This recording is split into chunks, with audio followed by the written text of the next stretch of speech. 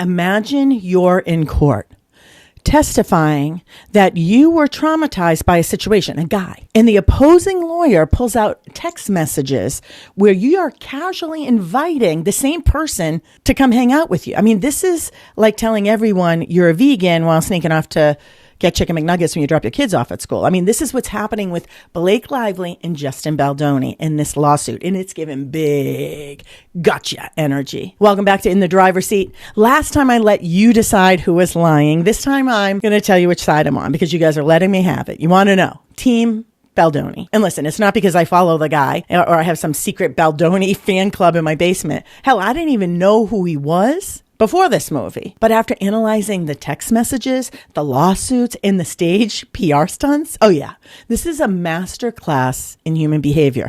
And today, you're going to learn how to spot deception, control your own narrative, and recognize the sneaky tricks people use to manipulate reality. And this podcast is not about gossip, although I do love a little gossip once in a while, but this is about you. You're going to learn how to use these exact tactics to dodge liars, stand your ground, and level up your confidence at work, in relationships, and in life. Let's drive in. Thank you so much for taking the time to listen to my podcast today, In the Driver's Seat, with me, Janine Driver. I am so happy you're here. Are you ready for one of the coolest podcasts on the web? Janine Driver is a badass. She's an expert on body language, persuasion, emotional intelligence, decision-making hack, 9-minute badass brain hacks for a happier life and stronger relationships. Because we're now friends, and because I promise you we're going to have a ton of fun today, I'm wondering if you could do me a small favor. I'm wondering if you will promise me that you won't listen to this show just to be nice. You will only listen and follow if you see the value in it and you truly love my show, In the Driver's Seat. Sound fair enough? This is In the Driver's Seat with Janine Driver. Here are 10 reasons why I believe Baldoni and 10 ways you can use these same strategies to become a badass in your life. Ready? Buckle up. Number 1. The pumping in my trailer text. Did you see this one? This is some minimizing language. On June 2nd, 2023, Blake texted Justin, "I'm just pumping in my trailer if you want to work out our lines." This casual invitation, does it scream hostile work environment to you? Yeah, no. Well, let me think about it now. And this message contains this word just, and we're going to talk about it in a second. This is the time where Blake is claiming she felt uncomfortable with Jason Baldoni. Then while you're bringing out the goods, pumping and then inviting him over. Okay? So I want you to think about it. Would you extend an invitation to the person you're feeling awkward around, like this creepy vibes? No, you wouldn't. Let's do a little statement analysis insight. Blake uses the word just. Just is like putting your confidence in a tiny little shrink wrap box with a note that says something like, don't take me too seriously. It's a minimizing word. It's a sneaky way we soften what we're saying so we don't sound too demanding or assertive. So she's telling us it's not a big deal and then saying again it's not a big deal by using the word just. Watch using the word just. You want to avoid using that when you want to be taken seriously. And if you make yourself small, don't be surprised when people step all over you. Pay attention to how often you're using. Do you have just a minute? Can I ask you just a few questions? Simply say, Do you have a minute? Can I ask you a few questions? Number 2, the skipped intimacy coordinator meeting. Yeah, rewriting history works really well. Right, works really well. Blake accused Justin of discussing explicit scenes inappropriately. However, Justin provided notes from the intimacy coordinator meeting that Blake allegedly skipped, requiring him to relay the details to her. This suggests he was literally fulfilling his duties, not overstepping boundaries, Blake. This in real life, if someone keeps repeating a claim, I never knew about that. Yeah, check the facts, people. People believe repetition over reality. Keep receipts, take notes, and don't let someone rewrite history. Reality doesn't care if you missed the memo. 3, the website of receipts. Over-explaining is a red flag. Oh, Justin, this is so cool. Justin launched a website revealing text messages and emails between him and Blake and even Ryan Reynolds. These communications depict a very friendly rapport, contradicting Blake's big claims of harassment. If he were guilty, would he be this transparent? Let me think about it. No. right? Science shows over-explaining effect. In 2015, there was a study done, Personality and Social Psychology Bulletin.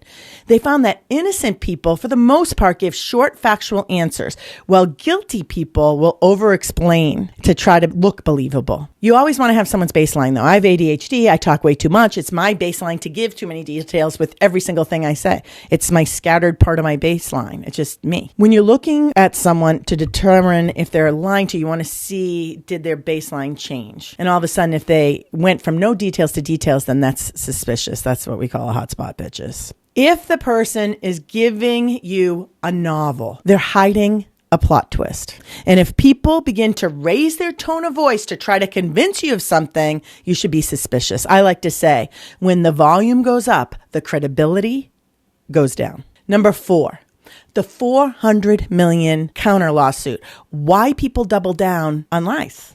In response to Blake's allegations, Justin filed a $400 million lawsuit against Blake, Ryan Reynolds, and their publicist, accusing them of defamation and extortion. This bold move indicates he's not backing down. He believes in his innocence. He believes he's telling the truth. I believe he's telling the truth. Johnny Depp knows a thing or two about this, flipping the script. Amber Heard sued him first, thinking she had him cornered, and then boom. Johnny not only countered in the courtroom, it was like the Super Bowl of defamation cases. It was awesome. I was there twice, sitting on Amber's side, but only because there was no room and that way I could see Johnny. I was not on Team Amber. I was on Team Truth, which was Johnny's side. I mean, they were both, kind of off the wall a little bit. Really bad acting. But Johnny waved at me at one point, which was really cool. I think he waved at me. He definitely waved at me. He's classy. He's class act. I was weighing in almost nightly on Court TV, breaking down the body language, statements, and the absolute circus unfolding in real time. I stayed up all night in line to get in. It was crazy. In the end, Johnny walked away, as the winner. The moral of the story is, when you've got the truth and the receipts, don't back down. Baldoni has the receipts. And Johnny had it too. He had recordings and videos. It was awesome. Psychology Insight. The escalation of commitment, aka why people would rather die on the hill than admit they're wrong. You ever watch someone dig their own grave with a lie? And instead of stopping, they just keep shoveling.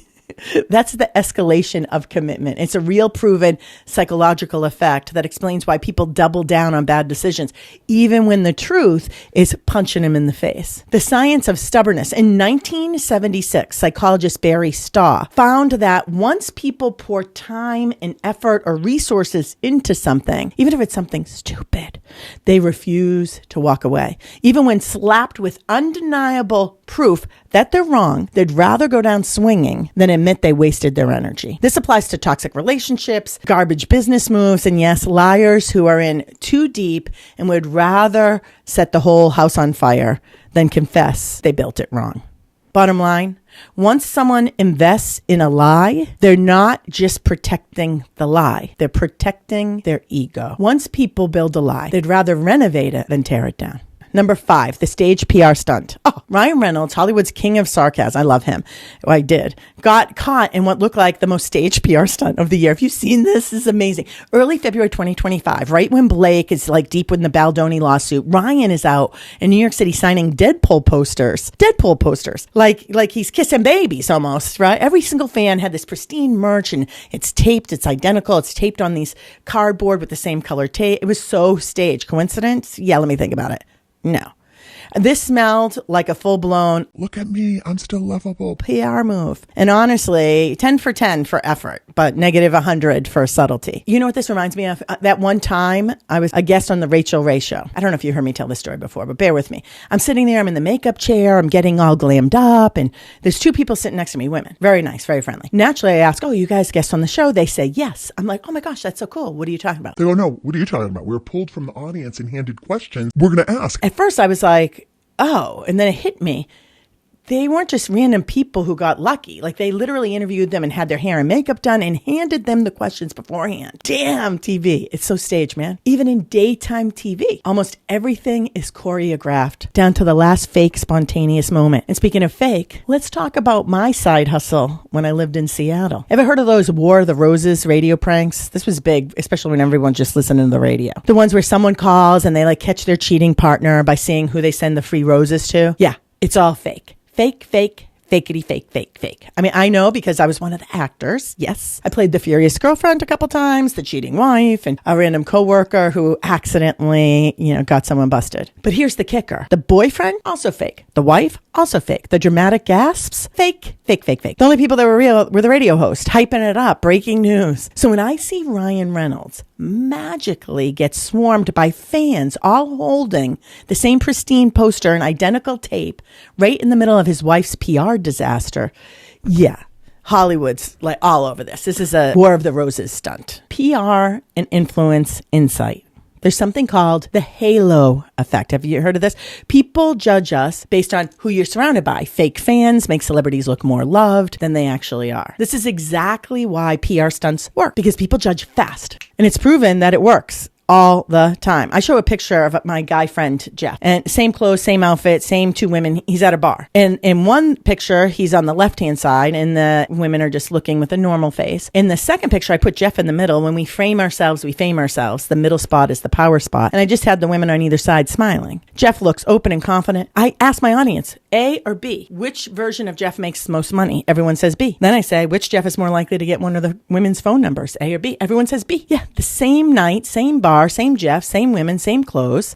As quickly as we're judging Jeff, people are judging us. So if you want to look like a boss, get in the middle and have people smile around you. And the next time you see Ryan Reynolds in his spontaneous fan moment, ask yourself, am I seeing real life or is this really Jeff B with just better lighting? Here's our mic drop. Control the frame, control the game. Control the fame, control the game. So far, we've learned the word just is a confidence killer. It's a minimizing word. Doesn't make you look confident. 2, rewriting history only works if you keep receipts. And the longer the explanation, the further we get from the truth. When someone doubles down on a lie, don't expect an apology. And public image isn't reality, it's a script. And now, the final 5 truths that'll change the way you see manipulation forever. Number 6, public statements versus private text. Lies don't have details. Blake's public allegations paint Justin as a predator, yet her private messages are amicable and collaborative. I mean, this inconsistency raises questions about her credibility, right? I mean, wouldn't you agree? You're saying one thing, but we're seeing you respond live in the moment completely differently. Statement analysis insight.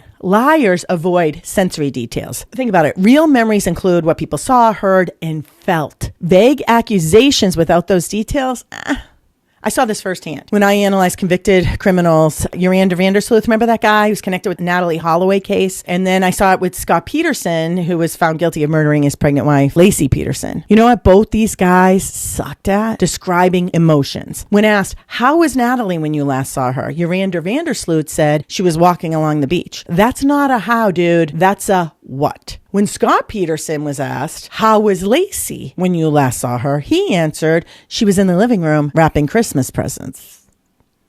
Again, that's a what, man? That's not a how, bro. Because liars treat emotions like a crime scene, they don't want to leave their fingerprints. They can tell you what happened, but not how it felt because of feelings with receipts backing it up. Feelings are harder to fake than facts. So the next time someone gives you a what instead of a how, don't just listen, look closer. Maybe they're covering their tracks. Yeah, Blake is saying she felt uncomfortable. She's talking about emotions, but she's not backing it up with anything. She's not showing us it. A story without emotions is a lie on life support. So when someone's talking about it, they should be going into a little bit of details of how they felt and give us examples. Blake's team has been proactive in the media shaping this narrative, and Justin's approach has been more about presenting evidence than spinning stories, right? I mean, are you following this case? If you're not, it's so fascinating. Even if you don't know this case, there's something called this heuristic. Is a mental shortcut, something your brain uses to make quick decisions. But the shortcut isn't always the smart cut. Justin Baldoni, he must know this firsthand, because instead of cutting corners, he's standing up for creative ownership and integrity. His lawsuit with Blake Lively isn't just about business. It's about protecting the work, the vision, and the values behind it. Real success happens when you take the right path, not just the fastest one. How about a splash of more psychology insight? And one of those go-to tricks is this availability heuristic. If something's easy to remember or dramatic or repeated a lot, your brain assumes it must be true, even if it's completely wrong. I'll give you an example. You hear about a shark attack and suddenly the ocean is a bloodbath, right? You saw Jaws, now you're terrified of the ocean. You watch a turbulent video of an airplane crashing or it's dangerous and now you're afraid to fly. Or the news hypes up one crime wave and you think everyone in your neighborhood is like become Gotham City. Celebrity PR slams someone else and suddenly we forget that, wait a minute, that person was canceled last year. Bottom line is the more you hear something, the more real it feels for us, right? Nothing proves it better though. The New Jersey drones. Remember the panic? I remember I was going out on my balcony, my bedroom here, looking for drones in the sky here, and I'm in Alexandria, Virginia. Here's the deal. I'm a loud talker, so I try to check myself because I like to say the loudest person in the room isn't always the smartest, just the hardest to ignore. Oh, so true. Number 8, the power of the apology. Why Jason Baldoni didn't apologize. I talked about this in episode 1. He had a weak apology. Well, listen, some psychology insight here. Studies show that apologizing when you're innocent makes people assume you're guilty. Hi, it's not rocket science. By the way, Justin's lawyer, Brian Freeman, has been assertive in defending him, even filing a lawsuit against the New York Times for alleged defamation. This suggests that they have substantial evidence to back up their claims. An apology is a Band-Aid. In the truth, it's bulletproof. Number 9, Colleen Hoover's shift. How people distance themselves from a losing side. If you're not sure what happened here, it ends with us author Colleen Hoover deleted all her photos with Blake and Justin after initially supporting Blake. And then now they're all gone. There's something called the bandwagon effect. When public perception starts to shift, people quietly distance themselves to avoid getting dragged down. My friend says when your hand is in the lion's mouth, Dodo, Dr. Dominique LaFortune, you don't make a lot of noise. You slowly pull your hand out of the lion's mouth. You don't start screaming and yelling at the lion like, get your hand out of your mouth. The smart ones leave before the explosion and the rest stick around for the blast. If your hand is in the lion's mouth, slowly pull it out. Don't make all this drama, man. Number 10, the legal team's confidence. Who takes the bigger risk?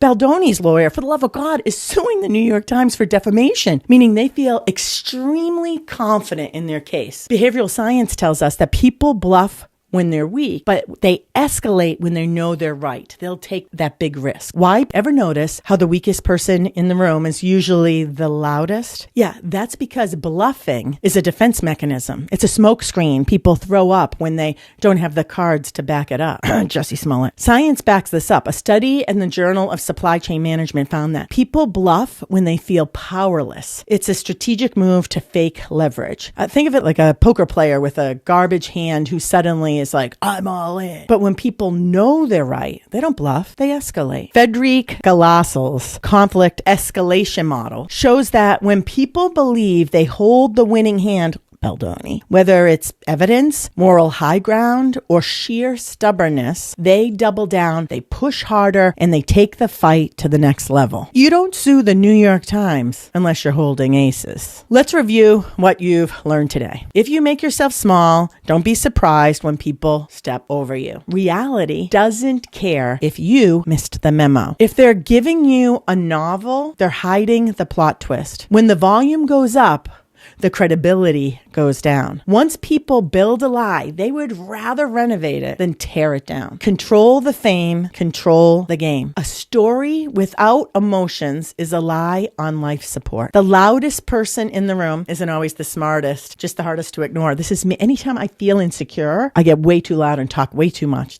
An apology is a Band-Aid. The truth is bulletproof. The smart ones leave before the explosion. The rest of the people stick around for the blast. Everyone else, the smart ones left because they could see it coming. You don't sue the New York Times unless you're holding aces. Hello? If this episode made you think, if you caught yourself going, scratching your head, or saying, oh shit, I've seen this play out in real life, or you just enjoy watching people step on their own rake, do me a favor. Drop this in your group chat. You know, at least I'm sure one person that their lives kind of like this kind of drama, and send it to that one friend who can smell bullshit before it even enters the room. This is their Super Bowl moment. Or better yet, send it to the person who's always falling for the toxic people. Consider this your intervention. And remember, my name's Janine Driver. This has been In the Driver's Seat. 9 minutes of brain hacks to make you a badass. Let me know what you think. And if there's any other kind of celebrity drama happening that you want me to weigh in on, be sure to DM me me, send me a message somehow, find me over there, tag me, post me, and give me your spiciest take. And whose team are you on? I'm looking for your savage responses. I'm over on YouTube, and of course I'm on Spotify if you're listening to me there. Lies don't need a PR stunt. Stay sharp, stay a badass, and stay in the driver's seat with me, Janine Driver. Bye, everybody. Thanks for tuning in to In the Driver's Seat with Janine Driver.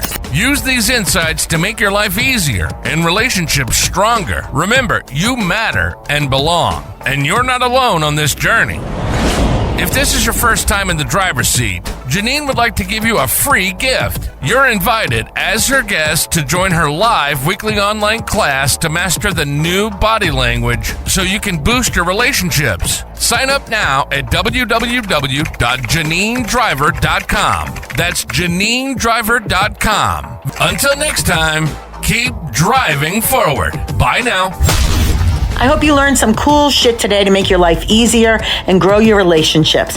And if you happen to be inspired to look at your world differently, I'm wondering if you'll recommend my show In the Driver's Seat with me, Janine Driver, to some of your friends, because that's exclusively how this show is growing. Thanks to you and people just like you, but only if you like the show. Sound good?